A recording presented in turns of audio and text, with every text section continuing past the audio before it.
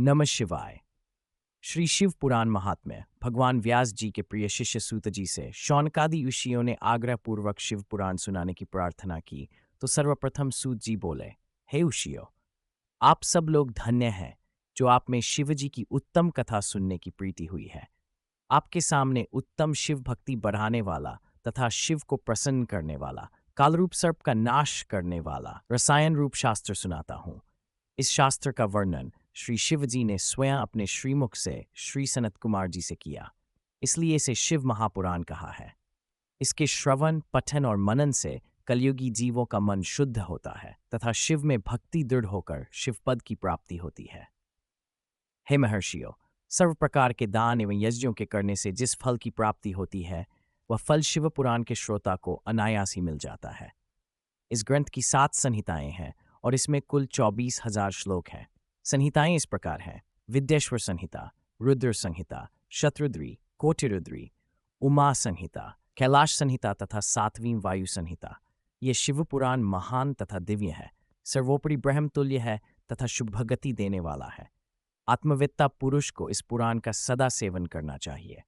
पापी देवराज की मुक्ति की कथा सूत जी बोले, हे श्रेष्ठ ऋषियों, जो दुराचारी, पापी, कामी व दुष्टजन हो, वे भी इस कथा के द्वारा शुद्ध हो जाते हैं।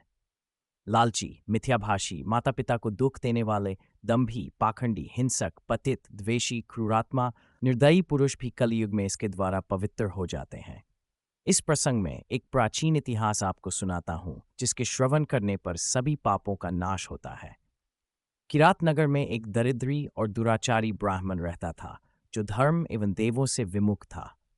संध्या वंदन तो क्या, वह स्नान तक भी नहीं करता था। उसने अधर्म के द्वारा बहुत सा धन इकट्ठा किया। एक बार एक तालाब पर स्नान करने गया। वहां एक शोभावती नाम की वैश्या भी आई थी। वह उसे देखकर व्याकुल हो गया। वैश्या भी एक धनी पुरुष को अपनी ओर आकर्षित देखकर प्रसन्न हुई। वे दोनों स्त्री पुरुष चिरकाल तक कामास्थ होकर विहार करते रहे।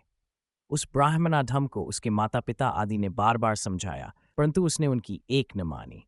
उस नीच ने एक दिन रात्रि में ईर्ष्या के कारण सोते हुए माता पिता तथा स्त्री को मार डाला और धन संपत्ति ले जाकर वैश्या को दे दी। दैवयोग से वह प्रतिष्ठापुर में आया।